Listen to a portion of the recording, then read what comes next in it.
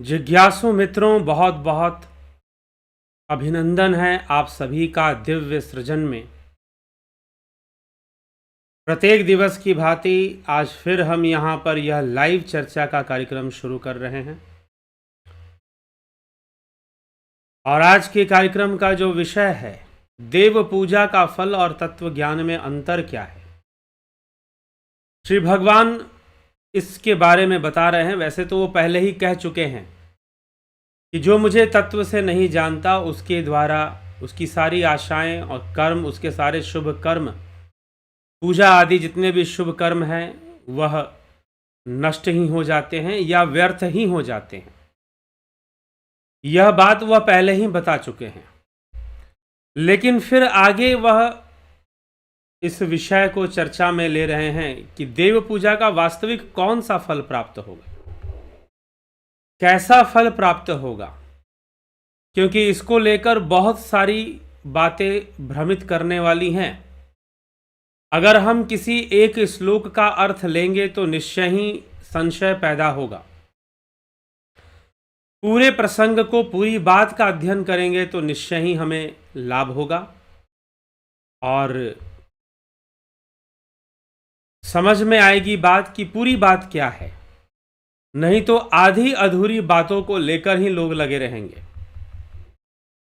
तो इसीलिए अब समय आ चुका है कि हम पूरी बात को समझें कि भगवान यहाँ पर कैसी चर्चा कर रहे हैं और कैसा समझाने का प्रयास कर रहे हैं। अगर समझ में आ गई बात, श्रीमद् भगवद गीता का यह विषय हमें श्रेष्ठ प्रतीत हो जाएगा, समझ में आ जाएगा, इस पर हमें विश्वास हो जाएगा।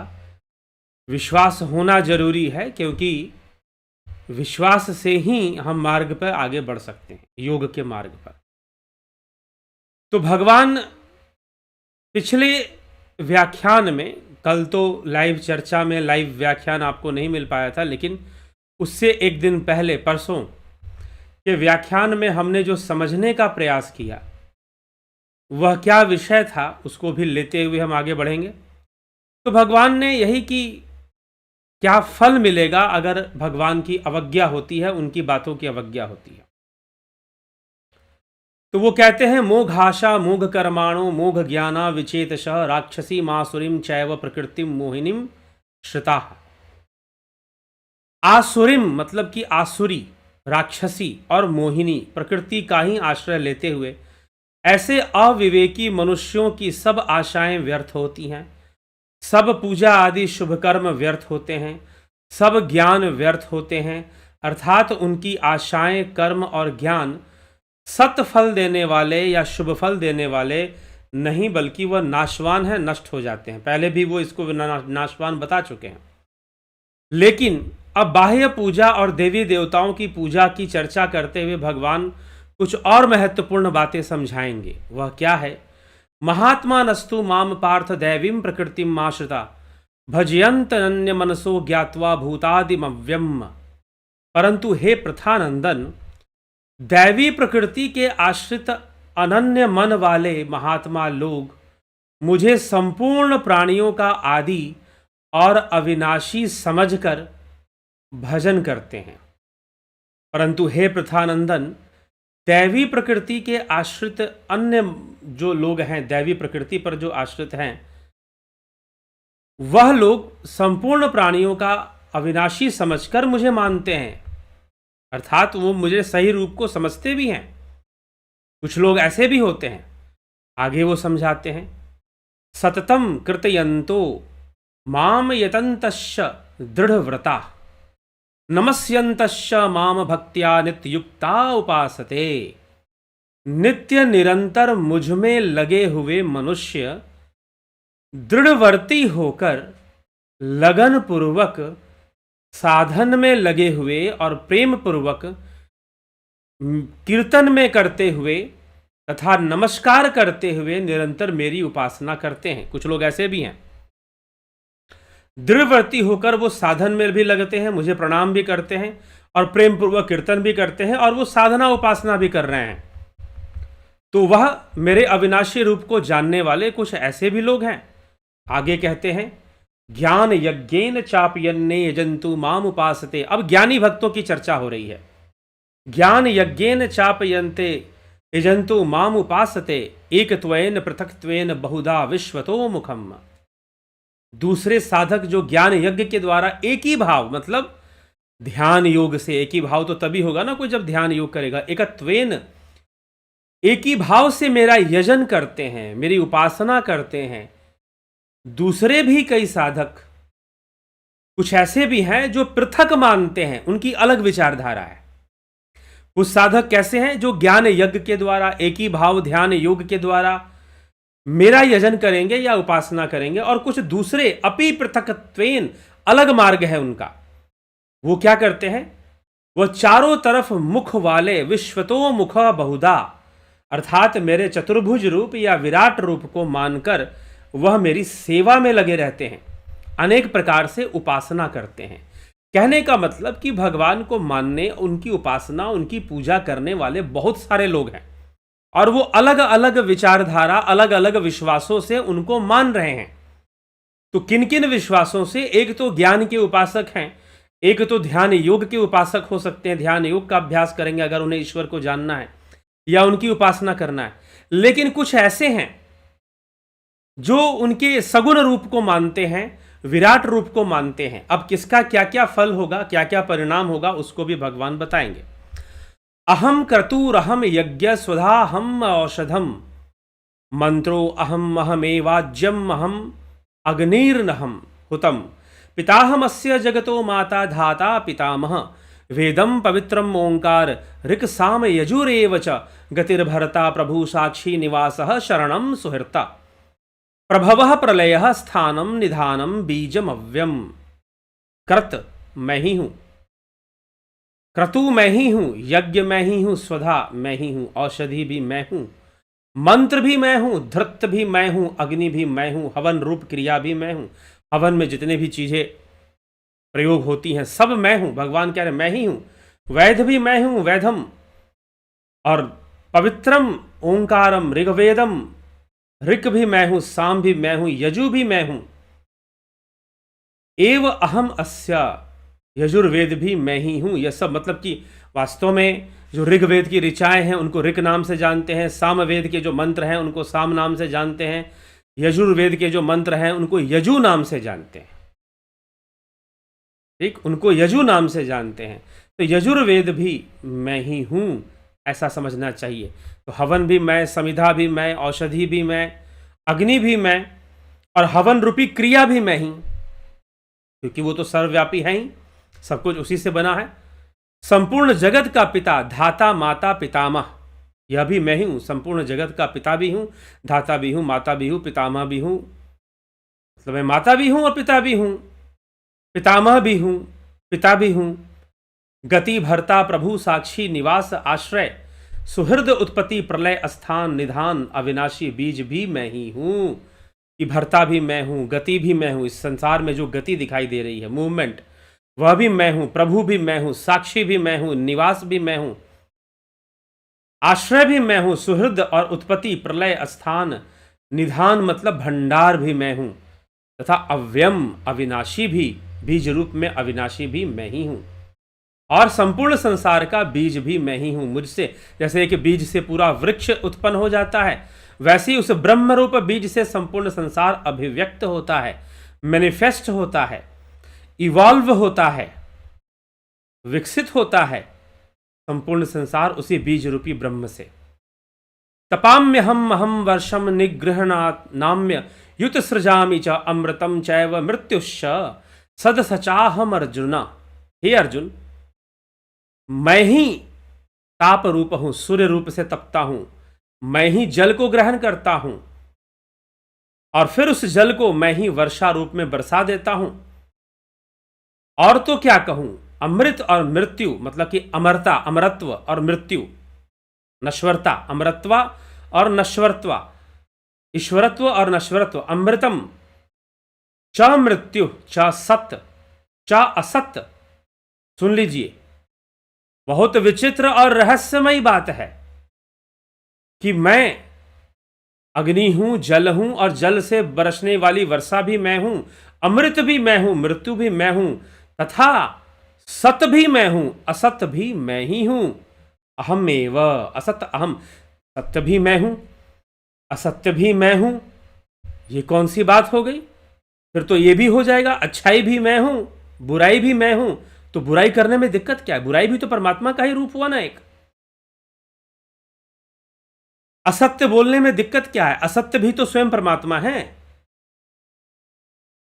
तो भगवान अपना तत्व रूप समझा रहे हैं, क्योंकि अर्जुन ने योग तो किया नहीं है, अर्जुन ने कोई सांख्य योगी तो बना नहीं है, वो ध्यान योगी तो बना नहीं है। वो जब नहीं बना है तो अर्जुन को भगवान से कि तत्व रूप में सब कुछ मेरे कारण हो रहा है।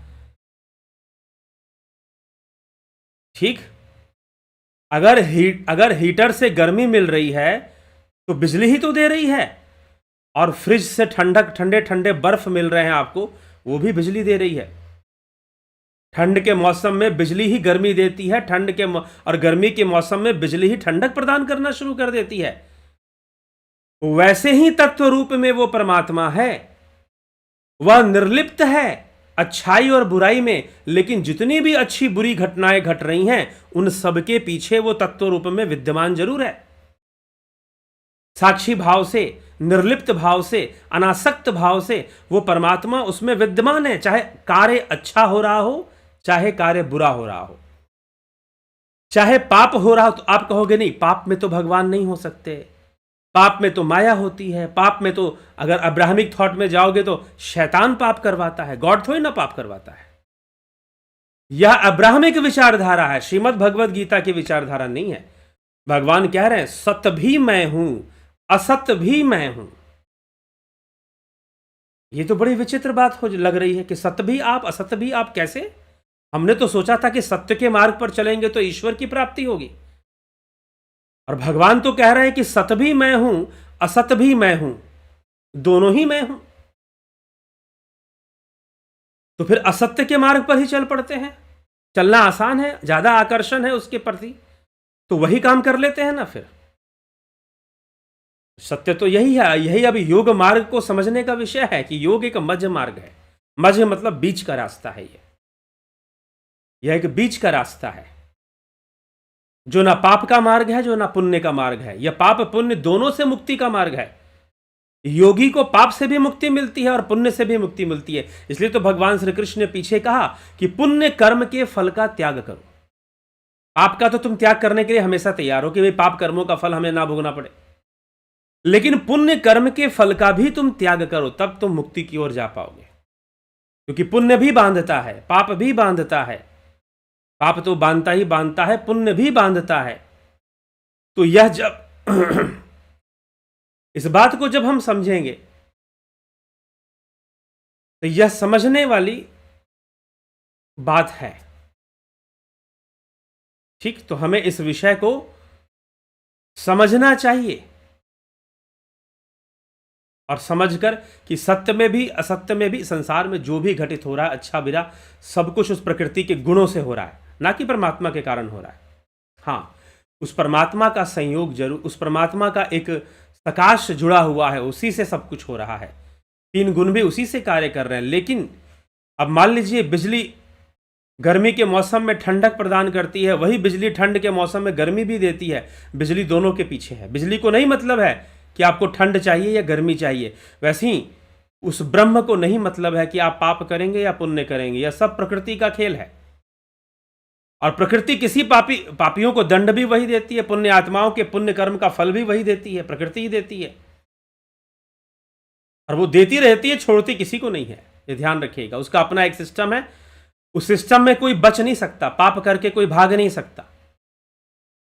उस सिस्टम में पाप करके कोई भाग नहीं सकता, उसे भोगना पड़ेगा, उसे रहना पड़ेगा। पुण्य करके भी उसे पुण्य भोगना पड़ेगा, यह प्रकृति का काम है। लेकिन तुम इनसे अनासक्त हो जाओ, पाप पुण्य के फल से अनासक्त हो जाओ, पुण्य कर्म के फल का भी त्याग करो,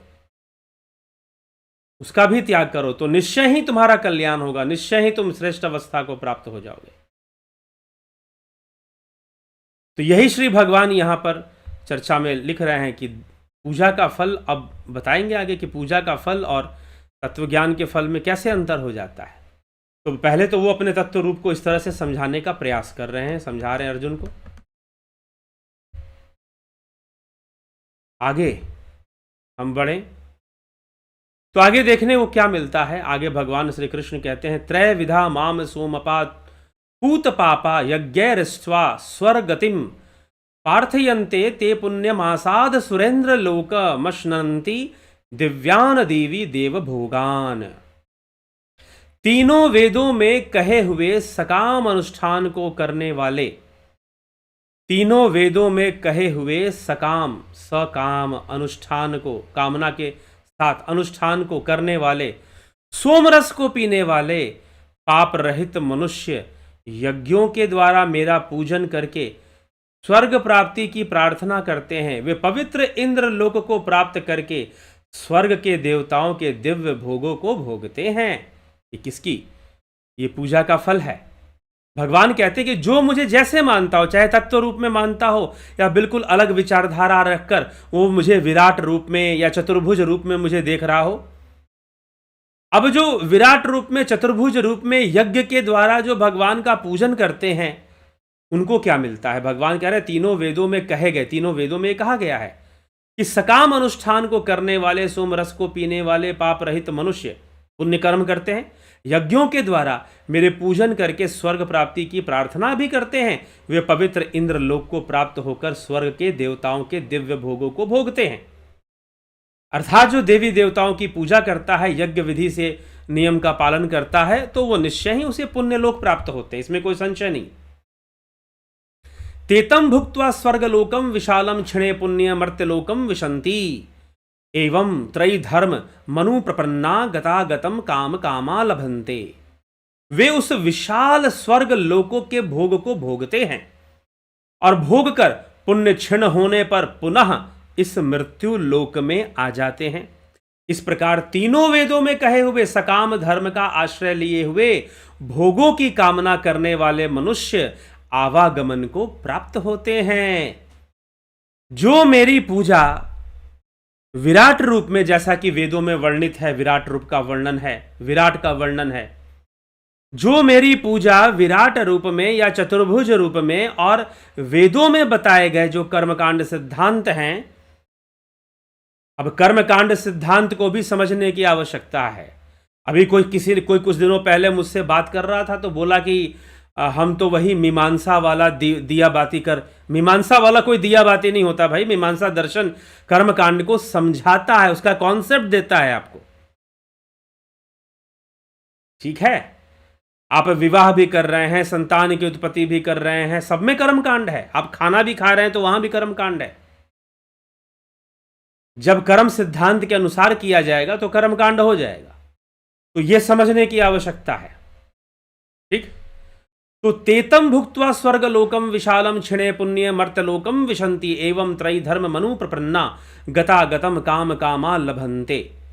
वे उस विशाल स्वर्ग लोक के भोगों को भोगकर पुनः क्षीण होने पर मृत्यु लोक में पुनः आ जाते हैं। इस प्रकार तीनों वेदों में कहे हुए सकाम धर्म का आश्रय लिए हुए, सकाम धर्म का आश्रय लिए हुए भोगों की कामना, कामनाओं के वशीभूत करने वाले अनुष्ठान आवागमन को प्राप्त होते हैं। ऐसे लोग आवागमन को प्राप्त होते हैं, वो मुझे मेरी ही पूजा करते हैं, इसमें कोई वो नहीं है।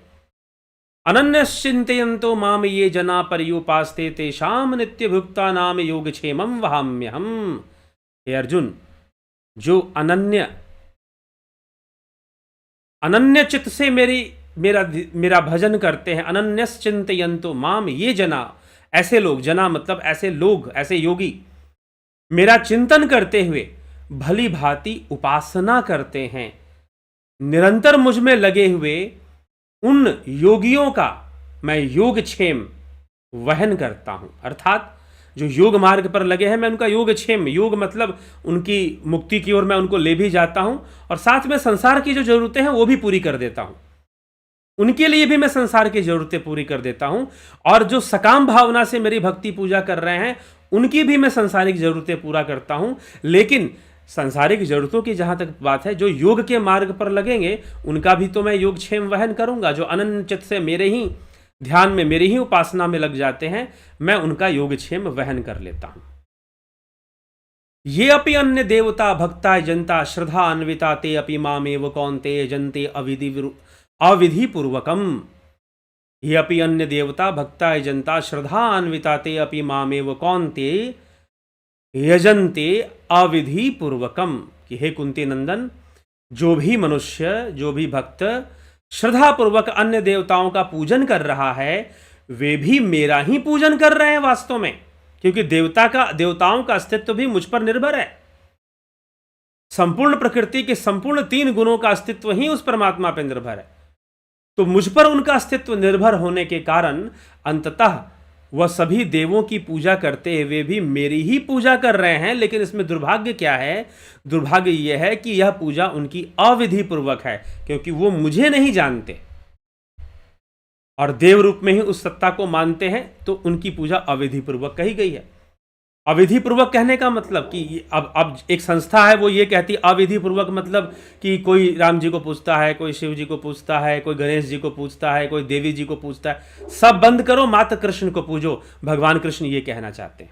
जी नहीं, भगवान कृष्ण ये कहना चाहते हैं कि जो आप देवी देवताओं के रूप में पूजा करते हो बहुत सारे, वो पूजा जो सकाम भाव से आप कर रहे हो, चाहे हो सकता है कि आप कृष्ण को भी देवता रूप में पूज रहे हो। मंदिर में जब भगवान कृष्ण की मूर्ति आपने लगाई है और वहां पर आप पूजा अर्चना दे रहे हो, आरती कर रहे हो, तो वो देव पूजा ही हो रही है। एक तरह से वो देव पूजा ही हो रही है। कृष्ण को देवता रूप में ही आप पूज रहे हो, ब्रह्म रूप में नहीं। ब्रह्म रूप में तो तब होगा जब आप ध्यान योग करोगे। जब आप ध्यान योग करोगे तब ब्रह्म रूप में होगा। तो ब्रह्म रूप में तो हो ही नहीं पा रही है पूजा, उपासना, तो बाहर से देव रूप में ही सब चल रहा है।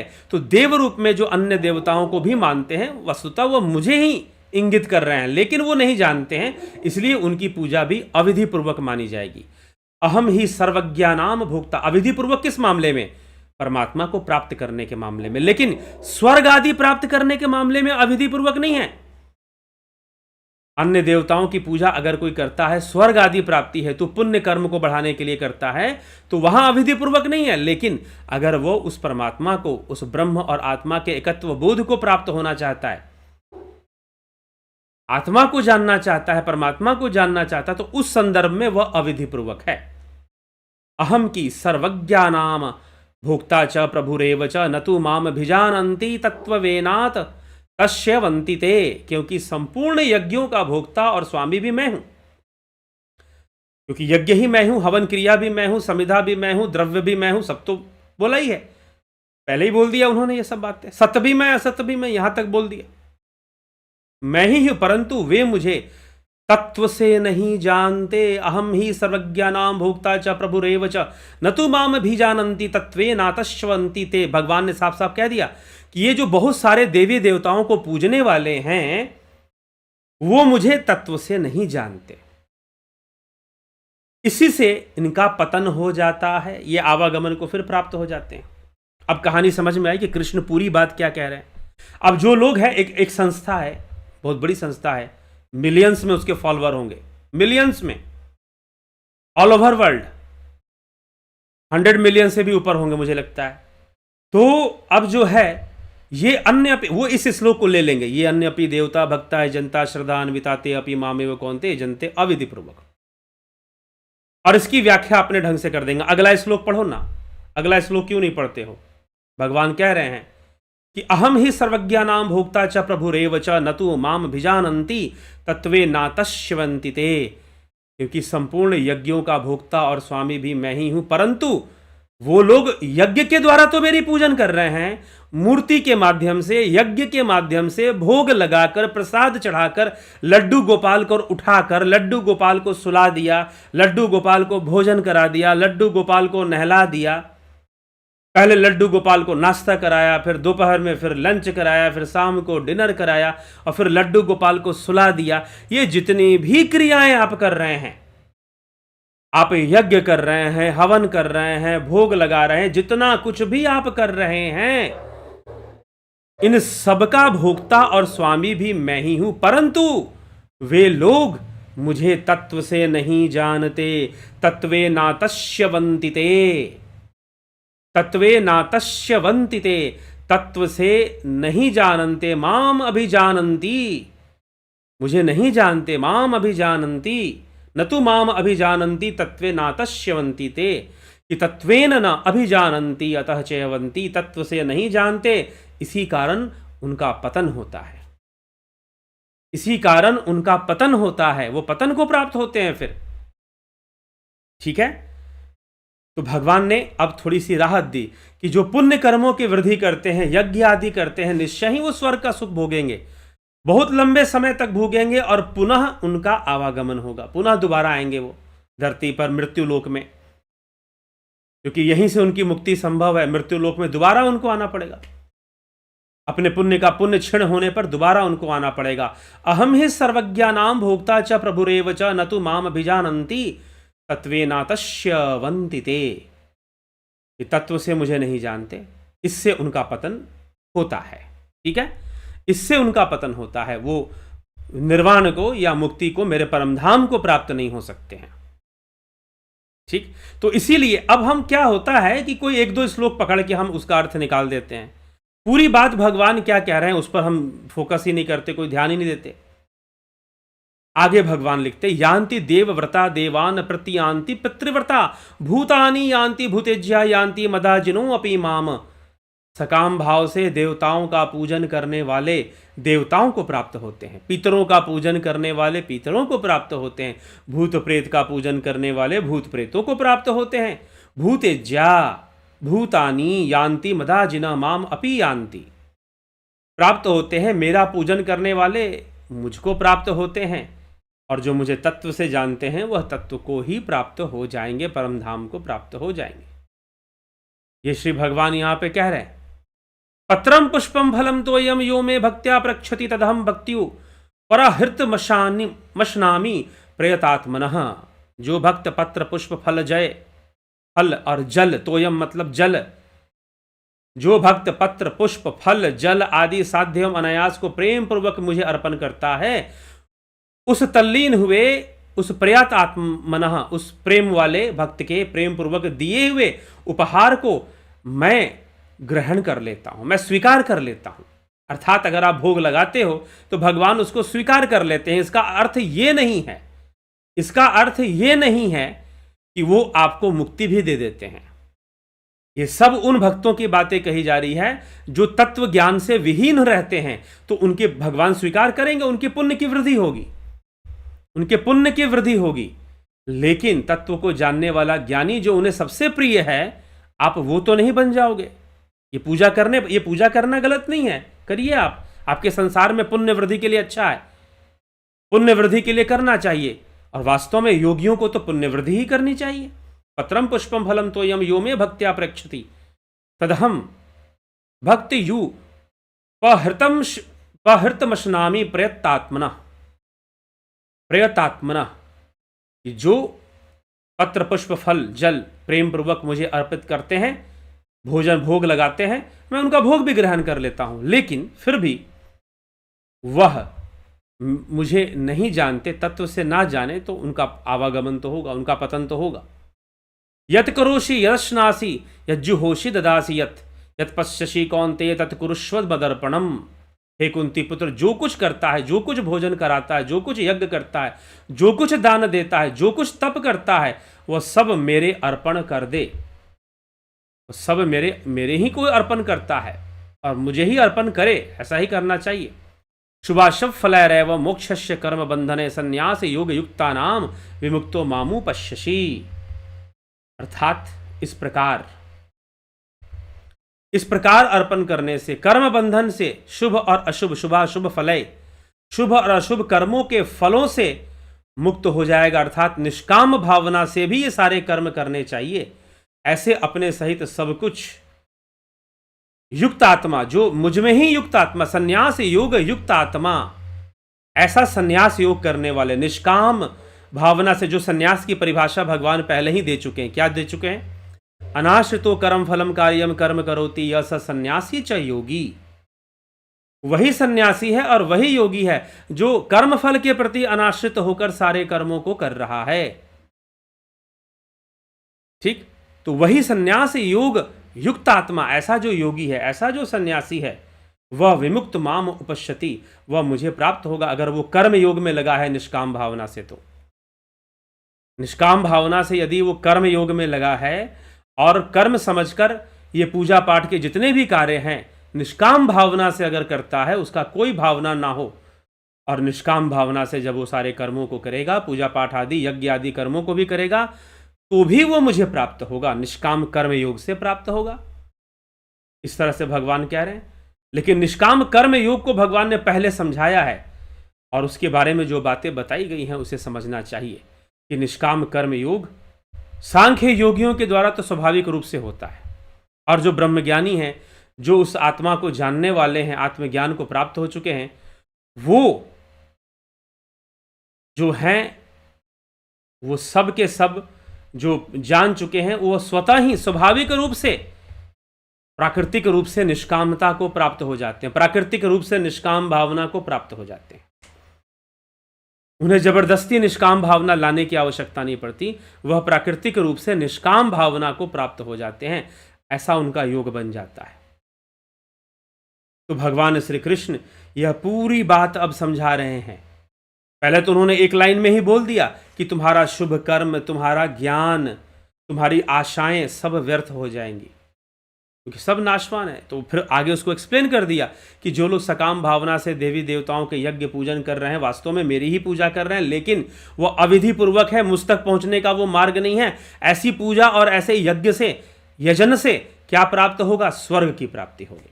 ऐसे यजन से स्वर्ग की प्राप्ति होगी, और स्वर्ग की प्राप्ति, स्वर्ग का सुखों को भोग कर दोबारा मृत्यु लोक में आएगा। जब उसका पुण्य क्षीण हो जाएगा तो दोबारा मृत्यु लोक में आ जाएगा, उसकी ऐसी स्थिति बन जाएगी। लेकिन जो मुझे तत्व से जानते हैं वो पतन को प्राप्त नहीं होते। तो तत्व ज्ञान और ऐसे जो देवी देवताओं की हम पूजा, या कृष्ण को ही हम देवता रूप में पूज रहे हों, मूर्ति बैठाकर हम पूज रहे हों, करिए, मंदिरों में होना चाहिए मूर्ति, बहुत अच्छी बात है धर्म प्रचार के लिए, लेकिन वो देव पूजा के अंतर्गत ही आएगा। तत्व से जानकर आत्म संयम योग के माध्यम से, ध्यान योग के माध्यम से कोई प्राप्त कर पाता है उस ब्रह्म को, वह योग का विषय हो जाता है, योग का विषय बन जाता है। ठीक है, चलिए आगे बढ़ते हैं, और आपके कमेंट्स को भी हम देखेंगे। 2 अप्रैल से फिलॉसफी दर्शन का कोर्स शुरू हो रहा है,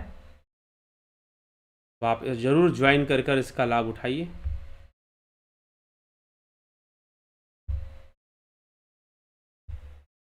एक वाराणसी में ऑफलाइन कार्यक्रम होगा, ऑफलाइन ध्यान योग आप ज्वाइन करना चाहते हैं तो उसके लिए आप अपना रजिस्ट्रेशन करवाइए, आप पेमेंट कर उसका रजिस्ट्रेशन करवा दीजिए। ठीक है, चलिए आगे बढ़ते हैं, और आपके कमेंट्स को भी देख लेते हैं। संतोष कुमार जी, बहुत अभिनंदन है। नवज्योति नाथ जी, नरेंद्र माकोड़े जी, अमन कक्कर जी, शंकर प्रसाद जी, जगत नारायण जी, राजेंद्र चौहान जी, राजू पाल जी, योगेश खैरनर जी, बिमला शाह जी, चितरंजन बरुआ, सविता नायक, विक्रम सिंह, गोविंद प्रसाद, नीमा जी, बहुत स्वागत है, अभिनंदन है आप सभी का। ठीक है, कमलेश खैरनर जी, योगेंद्र पंडित जी, दया रानी जी, रूपलाल विश्वकर्मा जी, कन्हाई कुमार, किशोर वैद्य, आशा रानी, श्वेता कुमारी, गंभीर शाह, विष्णु चंद्र मौर्य, राम विलास, विनोद कुमार सूद, घनश्याम सरोदे, सभी का बहुत बहुत अभिनंदन। विनोद कुमार सूद जी, घनश्याम सरोदे, रतन सिंह, माधुरी कोले जी, अवधेश कुमार, राजेश मेहता। आदमी का जन्म अपने कर्म अनुसार माता पिता के विचारों में होता है, कृपया करके समझाएं। उसके अपने कर्मों से होता है, अपने कर्मों से, अपने कर्मों के अनुसार वैसे ही माता पिता के घर में वो जन्म लेता है जैसे उसके संस्कार होंगे। सौम्या शर्मा, सर मैं शिव जी की अतीन्द्रिय मानती हूँ, पर आपने कल बताया था कि वह नित्यावतार हैं, तो वो अतीन्द्रिय कैसे हुए? नित्यावतार होने से क्या फर्क पड़ता है? अवतार क्या, अवतार का ही और क्या अर्थ होता है? जो ऊपर से निचली अवस्था में उतर रहा है, और जो तत्व रूप में तो वो हमेशा ऊपरी अवस्था में है। तो अतीन्द्रिय रूप में तो हमारे घट भीतर वो हमेशा ही है। शिवम परम चैतन्यम, ऐसे शास्त्र कहते हैं, शिव परम चेतना है, तो चैतन्य रूप में तो हमेशा ही हमारे साथ है। राजू पाल, बलवंत सिंह गोहिल, सोनी पंडित जी, हीरालाल यादव, नरसाराम जी, अजीत अपराजित, नवज्योति नाथ, नवज्योति नाथ, सर क्या फिलॉसफी कोर्स में श्लोक बाई श्लोक 6 दर्शन को एक्सप्लेन किया है? नहीं, कॉन्सेप्ट एक्सप्लेन किए गए हैं। सांख्य दर्शन में सत्कार्यवाद क्या है, सत्कार्यवाद उसका बेस है, तो वो कैसे है, ठीक है। और वेस्टर्न फिलॉसफी में तो श्लोक मिलेगा नहीं, ठीक। पूनम सिंगला जी, पंकज सोनी, नथु सिंह जी, काशीनाथ जी, अच्छा, तो फिलॉसफी कोर्स में मेन टर्मिनोलॉजी, पंचीकरण, सत्कार्यवाद, विवर्तवाद, ठीक है। तो ये सारी विषयों के का कॉन्सेप्ट जो है, सारे अवधारणाएं जो हैं उसको क्लियर किया जाता है। क्योंकि जब आप श्लोक पढ़ेंगे तो वो सिस्टमैटिक स्टडी नहीं होगी शॉर्ट में, क्योंकि सत्यकार्यवाद समझोगे तो विकासवाद समझ में आएगा कि ये पंच जो 25 तत्व हैं कहाँ से निकल के आ रहे हैं, वो सारी बातें समझ में आएंगी, ठीक है। तो ये आप समझिए, अगर सत्कार्यवाद नहीं समझोगे तो कैसे। ऐसे ही जैन दर्शन है, तो जैन दर्शन में आपको स्यादवाद समझना, अनेकांतवाद समझना पड़ेगा सबसे पहले। अनेकांतवाद समझेंगे तो बाकी बातें समझ में आएंगी, ठीक। अपूर्व का सिद्धांत समझना पड़ेगा मीमांसा दर्शन में कि अपूर्व का सिद्धांत क्या होता है। नथु सिंह, काशीनाथ, राकेश चंद्र शर्मा आचार्य जी, प्रणाम। अगर कोई व्यक्ति अपने सदकर्मों के कारण स्वर्ग जाता है और पुण्य क्षीण होने पर मृत्यु लोक में आता है, ऐसा जरूरी है क्या? अगर संचित कर्म के उसका प्रारब्ध अन्यत्र लोक में जाने का हो तो?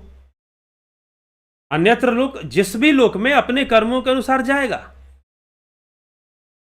ऐसा जरूरी वाली बात यहां भगवान कृष्ण नहीं समझा रहे हैं। भगवान कृष्ण कह रहे हैं उसके कर्म बदलेंगे, जब तक पुण्य है तब तक स्वर्ग में, और उसके बाद उसके अनुसार जैसे उसके कर्म है वैसे लोक में जाएगा। ठीक, पता नहीं ये बात क्यों नहीं समझ में आ रही है आपको। अरुण पंडित जी, लरियाडी, अजीत अपराजित,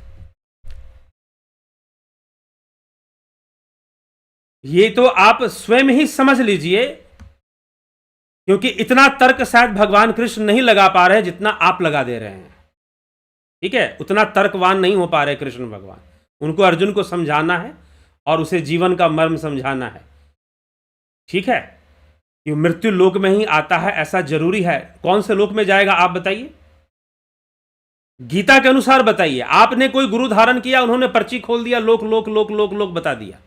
गीता में बस 3 लोक की ही चर्चा है, अनेक लोकों की चर्चा श्रीमद् भगवद गीता में तो नहीं मिलती है। तो उसके अनुकूल ही भगवान बात कर रहे हैं और कह रहे हैं कि वो मृत्यु लोक में आएगा। उसके पुण्य क्षीण होंगे तो स्वर्ग से मृत्यु लोक में आएगा, पुण्य के क्षीण होने पर। और अगर पुण्य है तो उसी लोक में जाएगा। अब मृत्यु लोक में कितनी योनियां हैं? 84 लाख योनियां हैं। मृत्यु लोक में 84 लाख योनियां हैं। तो जब मृत्यु लोक में 84 लाख योनियां हैं तो 84 लाख योनियों में अनेक योनियों में जा सकता है, अनेक योनियों में वो जा सकता है। फिर ये समझने वाली बात है। मृत्यु लोक में आएगा इसका मतलब ये नहीं कि मनुष्य ही बनेगा, 84 लाख योनियों में अनेक योनियों में भी जा सकता है। तो अजीत अपराजित जी, अहंकार ही जीव के लिए फर्स्ट विचार है, तो योग मार्गी के लिए अहंकार ही अंतिम विचार समझना उचित है। अवश्य, जब अहंकार का भी लय हो जाएगा तो उसका निर्वाण हो जाएगा।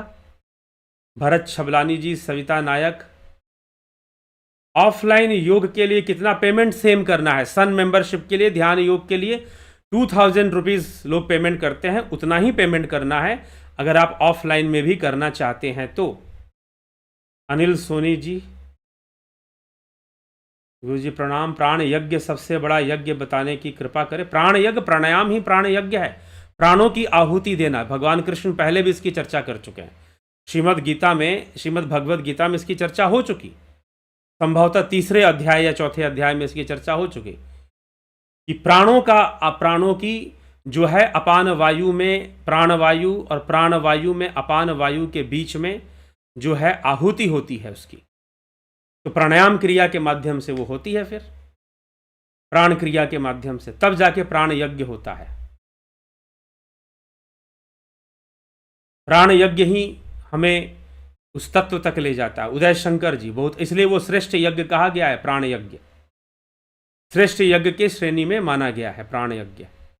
इस प्राण यज्ञ को भी श्रीमद् भगवद गीता में वर्णन मिलता है। तो चलिए इसी के साथ अभी हम विराम देंगे। कल फिर मिलेंगे 9 PM लाइव चर्चा में। इस चर्चा को आगे बढ़ाते हुए हम दोबारा मिलेंगे, और अभी के लिए हम इस कार्यक्रम को यहाँ अभी विराम देते हैं। आप सभी का बहुत बहुत आभार। और यदि आपको ये जितने विचार दिए जाते हैं वो आप ज़रूर शेयर किया करें, वीडियो शेयर किया करें।